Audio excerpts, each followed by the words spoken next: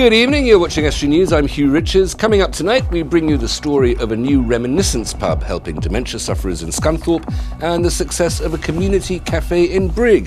And on this Easter Monday, I'll be joined on the sofa by the Reverend Canon Andrew Dodd, Rector of Grimsby Minster.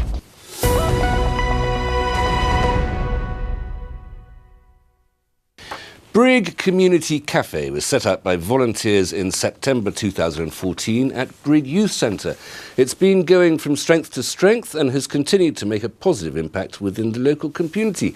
The cafe runs every Tuesday and offers a range of activities, everything from craft workshops to laughter therapy. There are even cooking workshops.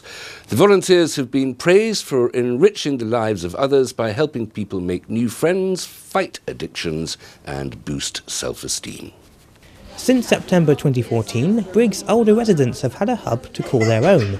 Brigg Community Cafe runs every Tuesday morning and provides people with activities and companionship.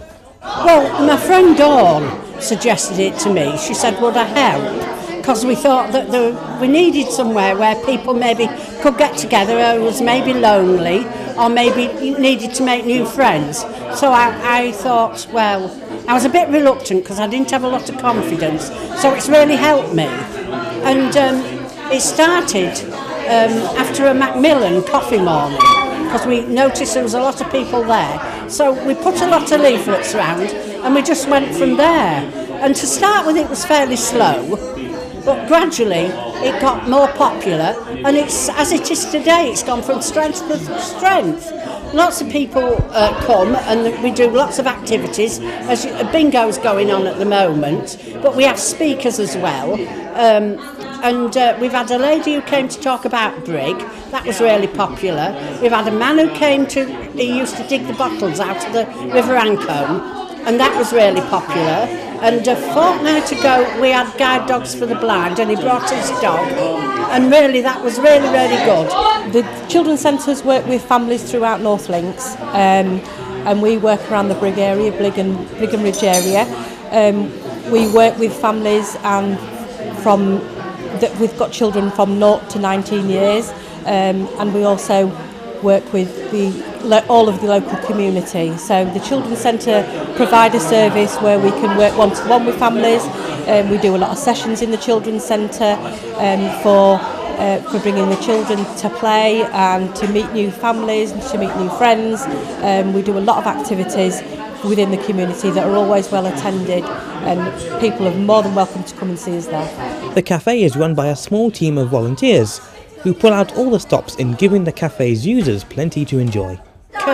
Lots of people have said they really look forward to coming, and I do really now. I don't know what I'd do if it finished, really. It's been really good. And I think a lot of people have made new friends, and it also gives you a lot of confidence as well. It's absolutely been fantastic. Over the last 3.5 years, it has really come on. They've really developed the group. They're supporting the community. It's a date for their calendar. A lot of the community really look forward to this group. The team of volunteers have worked so hard. I'm so proud of them. They've kept it sustainable, like I say, for 3.5 years. It's a busy role that I do, but obviously we take on board people's interests and what they enjoy doing. So we've really looked at the males as well. We've looked at developing chess tournaments. We've looked at doing curling. We consult with the community basically. So what they want, we try and meet their needs. So it's a good all-rounder for everybody. It gets them out, and it also gets them to meet new people. And we find out about different things. Like about a month ago, there was a live arts in the servicemen's, a cinema, and that was in the afternoon, which we found was very good. And lots of people went there. It encourages people to even just get out. With the support of North Lincolnshire Council and a regular stream of customers, Brigg Community Cafe has cemented itself as a valuable asset for Brigg. From McNamara, Estuary News.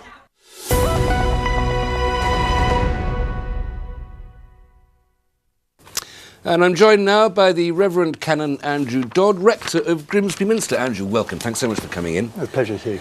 Tell me, Easter's a fairly busy time of year, I imagine. Indeed. What have you got planned at the Minster this year round? Well, we've over the bank holiday weekend, there's a lot been going on. Easter Sunday is, of course, our big day when we're going to be having a big celebration, a dawn service.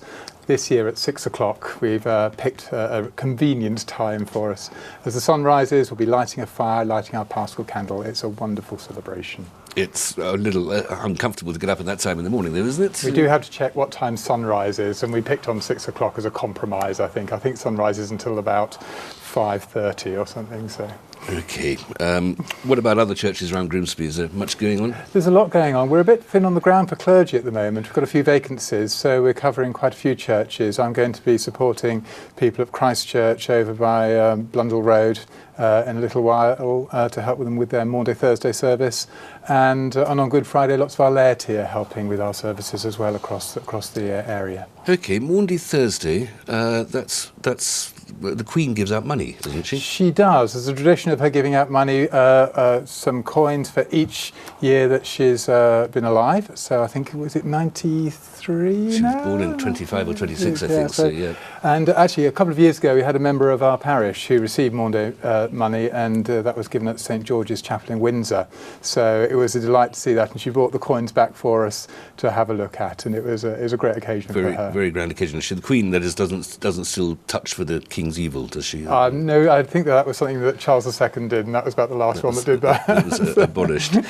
Easter, it moves around. It's usually very late March to late April, but it's in that phase, moves around, and so it's never. It is predictable, of course, but it's you never quite know where you are, and is it a sort of when the school holidays are going to be and things like that. So could you not just pick a date, for goodness sake, pick a date and stick to it? I like in the church that we have movable feasts, that we don't actually just pick one date, actually. And there is a way of calculating the date of Easter. As a child, I was very young, we look at the back of the Book of Common Prayer, and there's a golden number and that you have to choose from a table, and you can calculate the date of Easter.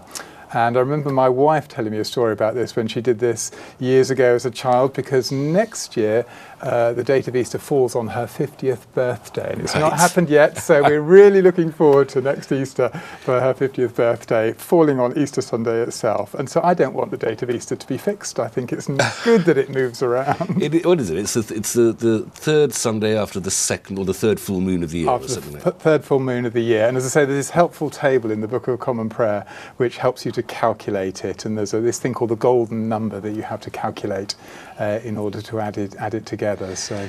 Now, I think everybody should be fairly familiar with the Easter tale, the Easter story, but and it is a rather remarkable story. But why is it that we make such a fuss about Christmas? And there are months of lead up to Christmas, and then it's great parties, and then at Easter we have a nice long weekend in the spring. But we don't make it's nothing compared to Christmas, and yet really being born is a fairly commonplace thing to happen to somebody. Getting up and going after you've been nailed to a tree is less usual. The story is more complex, isn't it? It's about some of the most important things for Christian life, in fact for everybody's life and death, new birth. And I think there's something about the Christmas story that's very approachable, isn't it? It's about a new baby. It's something that everybody can have some sort of visceral attachment to almost. Whereas actually Easter... It gets sort of yuckily sentimental, it Christmas does a little bit. Doesn't it? And what have we got at Easter? Easter, we've got an empty tomb. We've got ambiguity, we've got questions, we've got some women running away terrified, it says in Mark's Gospel, and lots of more complex perhaps stories going around that aren't quite so easy for people to get around, but it doesn't mean that it isn't still the most important celebration for Christians. Christianity is a fairly, I'm going to say this with the greatest respect, but it's a fairly Johnny-come-lately religion, isn't it? It was, it's a religion that was invented after they invented double-entry bookkeeping. And yet the spring and the sort of rebirth of the year and everything is far more ancient than that, has been noted far more ancient than that. Easter is not no other language uses the word Easter, they call it something else. Paschal is the word we use, call it a passion. Every other language they use that. Easter is an Old English Anglo-Saxon, comes from an Old English Anglo-Saxon goddess for that rebirth and that. Sorry, I'm lecturing you. No, that's quite all right. But don't you think there may be, if you're not persuaded by the Christian faith, then there's still an excuse. There's a celebration that you can have there that's more ancient and more natural? Is there a way of enjoying it like that? Possibly. I think what Christians have always been very good at doing is what we call adapting. Enculturating is the word that we use. That's a horrible word. Celebrations that have been going around. I mean, Christmas falls at about the time that the winter solstice happens. I think that's a really good thing to do. It's almost about taking the very best that people are celebrating at the moment and actually giving it meaning, giving it significance for a bigger story for us. So yeah, of course we adapt, we inhabit different sort of parts of the calendar, and we use them to tell the story of faith for generations. I'd argue about it a new religion. I think Judaism, of which Christianity is that continuation in faith, becomes an important part for us, as are all people of the book. That opens up a whole new line of inquiry, but I hadn't quite got time for it. This is a busy weekend for you. Yeah. Everybody else is having a holiday. When do you get your holes? Oh, I think I've got a day off on the bank holiday. I think I'll put my feet up then, and then it's back for a week. And I'm taking a few days off just before the end of term to spend a little time with the family. Okay, that sounds perfectly fair. Andrew, don't go away, because we'll be talking a little bit more about Easter in the second half. See you then. Join me after the break. We'll have more from Andrew and how Reminiscence Pub is helping dementia sufferers in Scunthorpe.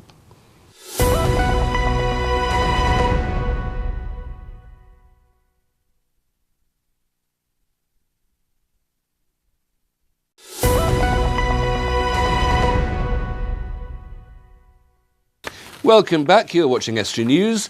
A care home in Scunthorpe has opened a reminiscence pub to help people suffering with dementia. Sycamore Lodge on Burringham Road created the bar in a bid to create a home-from-home feel for residents. The facility has been created as part of a refurbishment of the dining room, lounge and conservatory.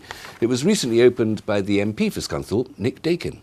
Here we are in Sycamore Lodge home with a great bunch of residents, and I've had the pleasure of opening with Peter, one of the residents, the Sycamore Tree, which is this bar, which is fantastic. It's fabulous, isn't it? And everybody around here is smiling. You can see residents around here chatting, having a bit of fun, having a bit of banter with each other and with the staff, and that all makes for a sense of community. And it's good if you find yourself in a community like this where perhaps you can't get outside very easily, to have different places within the community to come, such as this bar. We wanted to do something so that our residents could be connected with the community, live their lives to the full, to what they want to do. And one of their regular activities could have been going to the pub. And it's a great social environment. It was a bit of a space that we used for activities, and it wasn't really getting used, so ideas was batted about, and we were going to do a cafe, then we decided not so, but then we all come up with a pub, so that's what we decided to do. It's good for people with dementia to have spaces that they can recognise, and that helps them with their memories and with their past, and that we know a lot more about how to help people live good lives with dementia these days, and people like the staff team here do a fantastic job on that. But it's just also good for other residents here to have a nice quiet space where they can do different things, perhaps play a few games of drafts or chess or other things, and watch the telly, watch the football or whatever it is. So yeah, great space, great place. Tell me your name and tell me how old you are, and tell me where we sat now, if that's okay. James Robert Barnes. And how old are you, James? 101. Wow, and where are we sat now? What do you make of this pub that we're in? Oh, fine. Yeah. Oh, yeah. Good service as well. It's been great. Absolutely. And it's something a bit different? Yes. Oh, I've enjoyed every minute of it, really. Still with me in the studio is the Reverend Canon Andrew Dodd, Rector of Grimsby Minster, and we've brought some papers into the studio so we can have a look at some of the stories of the week leading up to Easter. And Andrew, may I just pick a story that caught my eye? We saw Nick Dakin there in that little package, and he's featuring again here along with Martin Vickers and Melanie On, in that they are all disappointed with the Thames ambulance service, right? Which has been was found wanting, if I may use a biblical phrase, by the Clinical Care Commission a little while ago. This is a service that delivers people to and from hospital. It's not the emergency, come and save your life ambulance. But apparently they just forget people and they're very late and they're not very good. North Lincolnshire has sacked them. Which I would imagine pleases Mr. Dakin Mutton, because has been saying that North East Lincolnshire should do the same. Have you ever come across these people? I do know a lot of volunteers who go and take people to and from hospital, and actually transport for community services is a real issue in this area, whether that's about elderly people getting out to activities or people going to hospital appointments. I do know somebody who has a vintage car, though, who goes and regularly drives people across the river over into Hull for the Castle Hill treatment sessions that they have at the hospital. So a rather nice drive for somebody who's perhaps going for a rather worrying appointment they might have. That's being cured in style, isn't it? That's fantastic. You found one about potholes, I think. In potholes. This reminded my days when I used to work in local government as a civil engineer. Oh yes, of course. You've got a bit of a past, part of my responsibility was the maintenance programme for an area of Surrey.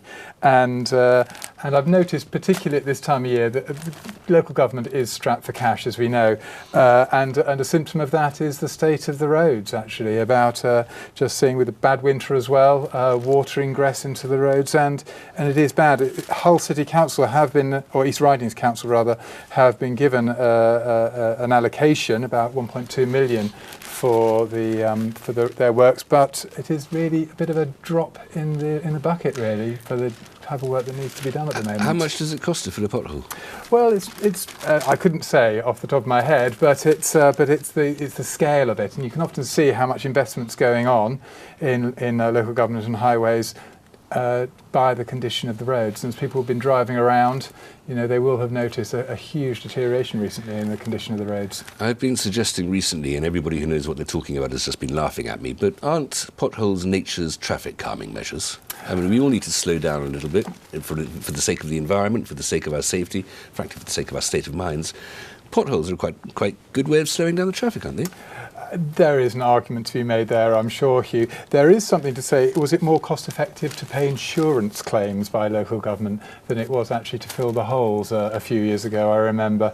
So again, cost benefit analysis, as they talk about, see which is the greater benefit for how much the investment's going to cost. I found another pothole story which I was particularly pleased by. This is in the Skegness newspaper, blooming potholes joke. Councillor Phil Gaskell who organises litter picking up and all that sort of stuff, has been filling the potholes with flowers. He's been turning them into flower beds. And I don't know how long the lovely plant life lasts, if there's got traffic charging over it. But I think there's a typo here as well. Lincolnshire County Council now has a total of £12.4 to spend on potholes and road repairs. Oh, there you go. I think there may be £1 million. Exactly, there might be £1 million missing there, I think, yeah. Missing from that, but it's still clearly not enough. Anyway, flowers in potholes seems a very cheerful idea. Perhaps, I'm not quite sure if it will really take up the rigours of modern day traffic, but we shall see. I don't think it will. You've got an artistic one. I had an artistic one.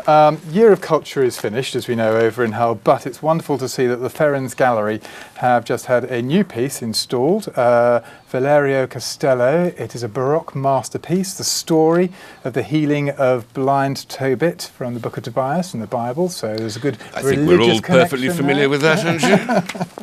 In the Apocrypha in the Bible. And what I'm really pleased to see is that there's continued investment, particularly in the north as well. I don't think we get enough pictures to see. Everyone travels down to London to see the wonderful things down there, but actually what's around. So the Ferrens is a beacon of hope for us. Ferrens never disappoints. Its permanent collection is wonderful, and the travelling collections are fantastic. A few years ago it had the biggest collection of Leonardo's outside Italy for a long time. Yeah. Just got very quick, don't preach here, but what happened to Tobit?